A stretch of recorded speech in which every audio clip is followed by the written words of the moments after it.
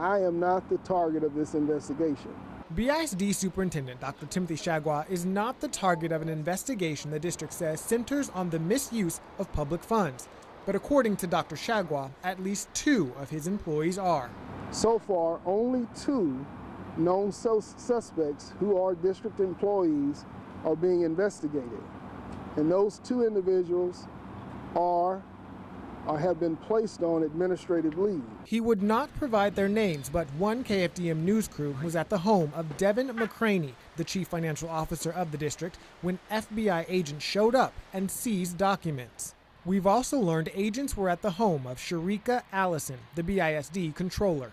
When investigators raided the administration building, at least 1 box seized by the FBI had both names on it, McCraney and Allison. The community at large can be assured that the misuse of any public funds by any member of our BISD staff will not be tolerated.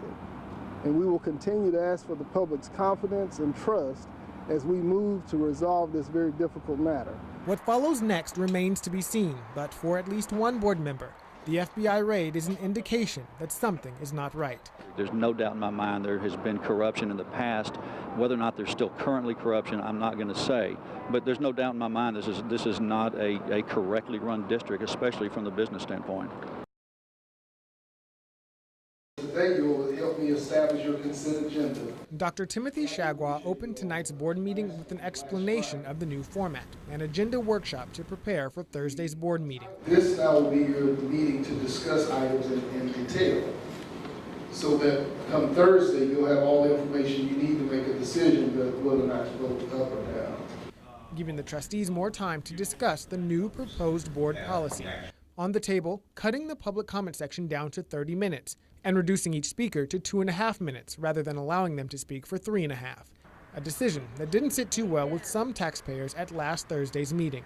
All that we want is to be able to have our First Amendment rights, to be able to speak. I pay my taxes.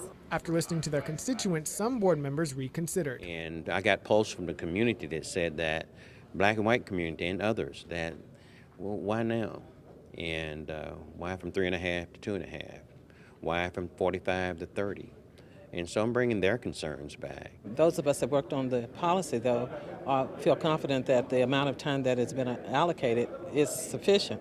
But of course, we're willing to look at what other, how the time has been utilized in the past. We're going to ask for details around past meetings and the amount of time that has been spent, and then make adjustments if necessary based on that. Back to the drawing board for some to come to a decision on Thursday. In Beaumont, Justin Hinton, KFDM 6 News.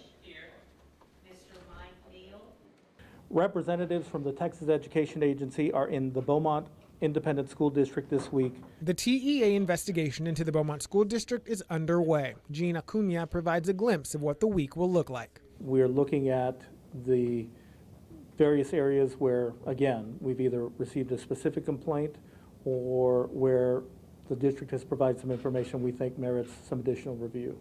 Those areas include attendance, overall governance of the district, the special education program, and the district's financial accounting. Under attendance, the investigators will review attendance documents maintained by the campuses and the data submitted to the TEA. Under governance, they will review the day-to-day operation of the district and confirm that state laws and local board policies are followed. Under special education, they will review how the district identifies students in need of special education and whether the needs of those students are in fact being met.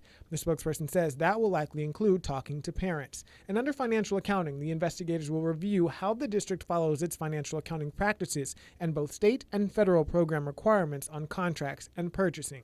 And in regard to test security, as our notice of special accreditation investigation on June 14th advised the district, we are looking into a possible violation of security procedures for a specific assessment administered in the Beaumont ISD during the 2013 testing cycle. I wasn't aware of it, but I'm going to visit with Dr. Shagwa. As you know, I am new in the position, but I'm going to talk with him and see the context and the circumstances around that, and we're going to wait and see what comes of that. Acuna also said if something else catches their eye, they will investigate. The notice of investigation outlines what we're here to look at. However, if investigators find something new that merits a review, we can certainly open a separate investigation and move forward on that. An investigation the new board president welcomes. You can't really get better if people just tell you how great you are. You get better when people say, hey, here's an issue. Then you can go in, resolve that, and move forward.